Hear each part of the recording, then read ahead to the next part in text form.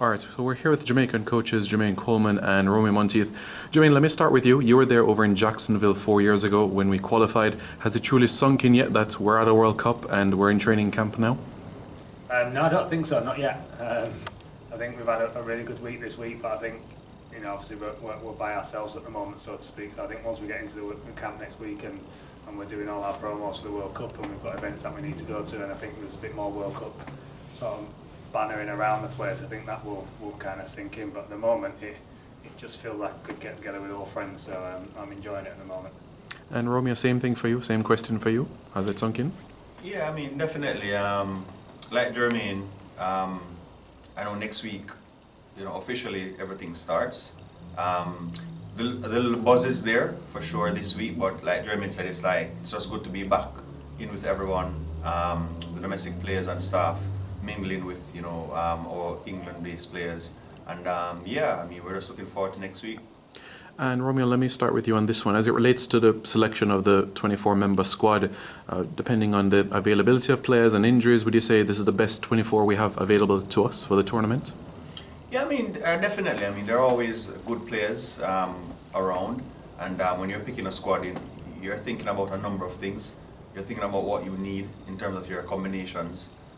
You're thinking about selecting players that can fit into the system that you are going to plan. So yeah, definitely we're happy with the players who are in camp. Like you said, obviously, we've lost some pretty big name players who we were thinking a few months ago would have been in the squad. We know Jordan Turner is injured, Lewis Johnson is injured. 4 or 5 full-time players that we were thinking would have been in the team are now out. We lost our half, as well. So that was pretty serious. Joel Farrell. So yeah, it's been a tough 2 months, but we're here and we're happy with the team that we have here, and we're just getting ready to go. Yeah, and Jermaine, putting this 24 players together, how challenging was it, with the technical staff to narrow down the names? Yeah, I think less challenging than we hoped it would be. Obviously, as Romeo alluded to, we lost some players through injury. I think we probably lost 7 or 8 players through injury, so it was probably a little bit easier than that it would have been had we had those 7 players to pick from. But yeah, I think it's, as Romeo said, there's lots of things that go into consideration. It's not just their performance on the field, but the characters that they have around the group, and as we always speak about, it's about us being together and being a family, and the people that we have around the group and how they interact with each other is massive. Obviously, Danny Thomas is a big one who's been in there before, and he's always around the group just because of the energy and what he brings to the group. So it's important that we sort of think about those things and we manage those things as well, and they also go into the selection process. And Romeo, as you're aware, on the island, expectations, can get very high. Jamaica's in a World Cup, it's brand Jamaica out there, so there's a lot of excitement. So, what can you say to the people on the island and, of course, to the Jamaican diaspora across the UK? Yeah, I mean, it's not only excitement, it's always pressure. As a mad sports-loving nation, we're always making, demands of our national teams to perform. It doesn't matter the sport, it doesn't matter the resources you have. And of course, Rugby League, we're one of the smallest sports. We're one of the least funded. We're here in a World Cup, and to be honest, if you look at our shirts, all our companies, all our sponsors are English-based companies. And I just think it's a massive opportunity missed. It's 3 weeks guaranteed, on the BBC and everything like that, showcasing this Rugby League brand and Jamaica brand across the Rugby League world. And I think it's just another opportunity missed. So for me, yeah, I know that people are getting excited about Coleman. I know the Rugby League community and the rugby community on a whole, Rugby Union guys as well. I mean, they're fully behind us, they're supporting us. I think the wider Jamaica as well want to see us do well. We just always want to win, right? And at the end of the day, that's just a culture, right? And once you put yourself in that position, to lead a nation, as Jermaine and I have, we know that pressure, and we're just here to do our best for our country, and the players, it's the same thing, regardless of what we have or what we don't have. And I think the boys will go out there and everything we've talked about this week, Jermaine and I and Roy and Reese, it's effort. We just want effort from the boys, and we'll do our best. We're under no illusions up against New Zealand, world's #1 team, 24 full-time players. We have 2 full-time players. Ireland, 10 or 12 full-time players. Lebanon is the same. So we're the underdogs. We don't mind. We were the underdogs when we qualified in 2018. And we are the underdogs again. And we're going to go out there and do our best. That's all we need from the players. And Jermaine, as you know, we'll also have qualifiers next year for 2025. The squad has a mixture of youth and experience. So would you say that bodes well ahead of the future for Jamaican Rugby League? Yeah, it was huge. You know, as Romeo said, when we first qualified for the World Cup, it was important that not only we get a team together that could perform now, but it was about creating that legacy and creating that platform for that younger generation to come through and make sure that we are preparing and getting ourselves in place for 2025. You know, like Romeo said, you never go into a competition that you don't want to win, and we certainly want to go in there and win, and we certainly want to go in there and perform. But within our role, we have to look forward and we have to look about what's coming next. And you know, it's important. You know, we've got some young lads over here, and Romeo's got some lads over as well that are fairly young and going to be available for them next sort of World Cup qualifiers. So to get them into camp, to have them spend some time around people, understand our systems, understand our philosophy, and get within the group is brilliant. And you know, as Romeo said, ultimately all we can ask from people is effort. That's what we're asking for, that's what we base everything around, and I don't think there's a person that watches sport and can watch a team give the effort that we're going to give and show the passion and desire that we get all the time, and then we'll question anything that we've done. And tomorrow there's a grand opportunity for the lads to take the field against Cumbria. What can you tell us about them, what they'll bring, and the sort of test that they will prepare us for ahead of the World Cup? Well, it's going to be a tough game. Cumbrians are very proud of what they have and what they do. I think they'll be turning up to win. They'll want to win. They want to showcase that the Cumbrian team is there and should be there.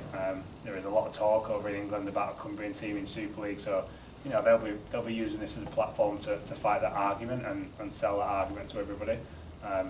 They'll be a very tough team. As I said, they're very physical. It's their home ground. It's their home county. They'll want to be turning up and doing what they can do for the boys who haven't experienced it before, playing up here at Workington and how the ground is and how tight it is. It will be very vocal, and it'll be an experience for everyone, and it'll be great to be part of. But from our point of view, we need to make sure that we're matching that effort. We need to make sure that we're matching that physicality, and we need to get out of it what we're going to get out of it, and that's an opportunity to play together and get some of the cobwebs off and enjoy the experience. So we're under no illusions how tough that game's going to be, and the players are under no illusions how tough that game's going to be. And Romeo, it's day 4 in camp now. How do you think the domestic players have adjusted to conditions, to training so far in camp? It's always tough being away from home. Obviously the weather in England is very different to Jamaica this time of the year. The boys were briefed, and they know what to expect without having experienced it before, apart from Kamisi McCain, who's been here before. I think they're settling well. No one has gotten sick. I think they've adjusted, and they are adjusting in terms of the training as well. I think they're doing well. They're doing okay. Obviously, they're amateur players. They're training with 2 full-time players in Ash Golin and Michael Lawrence, and a host of championship players and League One players who are semi-professionals. So it's a different environment. They're also training twice per week. They have a professional coach leading them in Jermaine. So everything is different from what they're used to back home.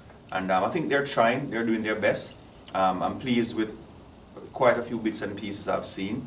And there's other stuff I've seen that I'm not too happy about, to be honest.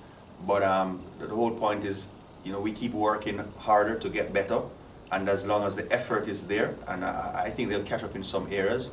Other areas, it's just the speed of the game that's here, the game knowledge, the language that's used here. It's just different, right? So it's going to be hard for them to catch up fully with everything. But as long as they put that effort in, I think they're going to be okay. And I'm looking forward to seeing how they perform in the games. They're all playing tomorrow for sure, and it's an opportunity for them to really, show Jermaine and myself that they deserve to get some game time in the actual big games against Ireland, Lebanon, and New Zealand. And from what Jermaine and I have seen so far, I can tell you, you're going to see some of these boys playing in the World Cup. So it's up to them. We've given them the opportunity. They're good players, but make that mental adjustment and see what they can deliver. And finally, Jermaine, as you know, in West Yorkshire there's a large Jamaican population in Leeds, Bradford, Huddersfield. Will the Leeds encounter against Ireland will almost feel like a home game for Jamaica in a sense?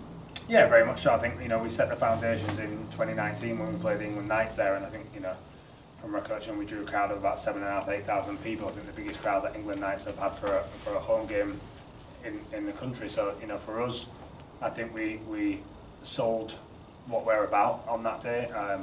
I would expect lots of family to be there from people. I think there'll be lots of people there coming to support, as we said, Brand Jamaica, and a lot of new people come to the game to come and watch us and come and watch Jamaica. So I think it's going to be a fantastic experience. I think it will very much feel like a home game for us, and we're hoping that we can go out there and, as we said, perform to the best of our ability, and hopefully give the crowd something to cheer about and make sure that we give ourselves the best opportunity to win the game, and that's what's important to us now.